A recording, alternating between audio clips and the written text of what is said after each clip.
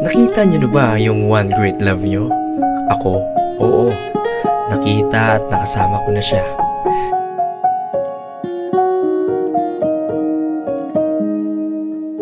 Hindi ko makakalimutan ang unang beses ko siyang nakita. Naalala ko noon, binigyan niya ako ng isang matamis na ngiti. At ng mga oras na yon, doon ko na-realize na iba siya. Saan gusto ko man? Kuya naman, malamang syempre sa plato. Ha? sorry. Serious person ka nga pala, sorry. Hindi naman. Weh, siguro nagagandahan ka sa akin, no? Kaya ka nakatulala. Okay, sige, ganito na lang. Pwede mo kong ligaw. Suklit lang, ba't parang ang bilis naman? So, hindi mo ako type. Akala ko pa naman type mo. Kaya nga ako yung kinuha model ngayon, di ba? Kaya nga kita kinuwang model kasi maganda ka. Oo, paano ba yan? Tinaligan mo na ako. Tayo na, ah. Kasi kung hindi, susumbong mo, malaki yung harassment yun. Oo na, sige na. Tayo na. Lumipas ang isang buwan na naging kami ni Darlene. Gala dito, gala doon, at halos araw-araw ay nakakabaliw siyang kasama. Sa kanya ko naranasan mag-date sa fishbowlan at ultimo mag 1-2-3 sa jeep na ginagawa namin dahil sa trip niya. Pero dumating ang araw na nagsama kami sa isang bahay ng 3 buwan at doon ko siya nakilala at doon ko nalaman kung sino ang tunay na Darlene.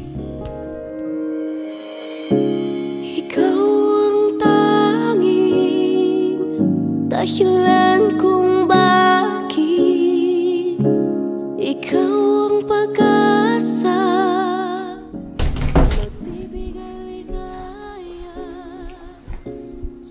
Ba't nga ko lang nalaman mag-a-abroad ka? Hindi mo naman ako tinanong, ah. Darling, kailangan pa bang itanong yan? 2 years lang yun, mahal. Huwag kang praning. Para din naman sa future natin yun. 2 years. Alam mo ba kung gaano katagal yun? Darling, hindi ako nakikipagbiroan sa'yo. Hindi din ako nakikipagbiroon sa'yo. Aalis ako at mag-a-abroad. Period. Alam mo, ganyan ka naman eh. Ikaw lagi masusunod kahit di na tama.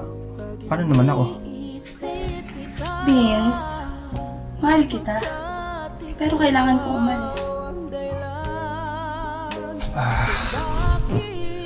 At ng araw ding yun na rin ang uling beses ko siyang nakita at nakausap.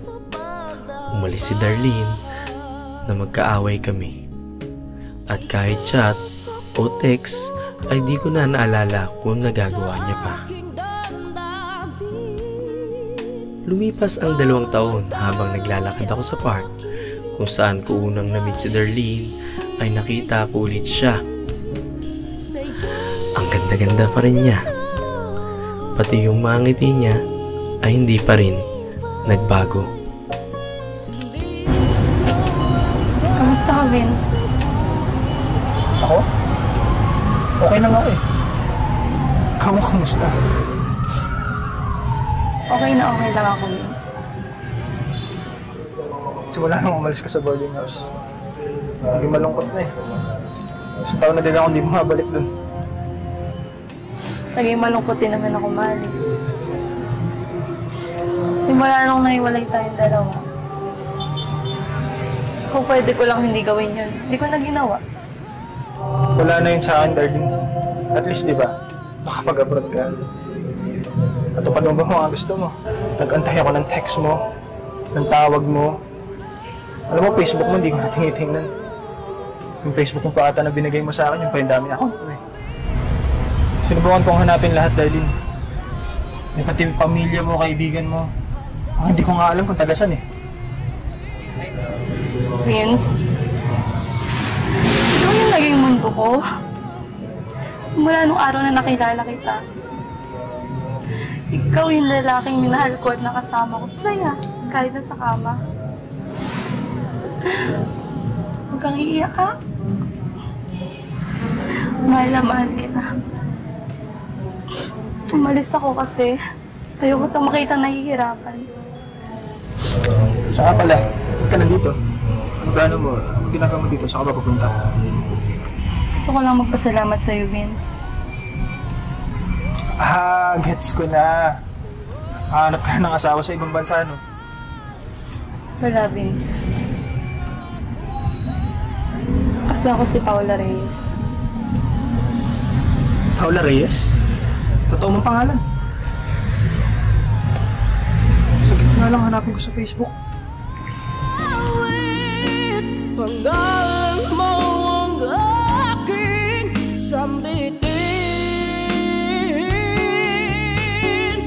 Umailalim kasi sa traka ang isang babaeng angkas ng motorsiklo. Nagdulot ito ng traffic sa lugar sa kasagsagan ng rush hour.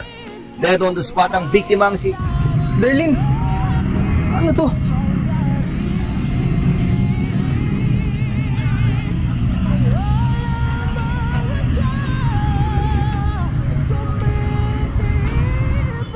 Hindi ko alam kung ano ba ang naging totoo.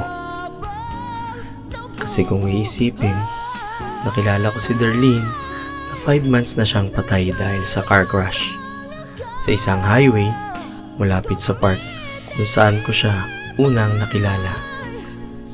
Pero ano man ang totoo, mananatili siyang may bahagi sa puso ko.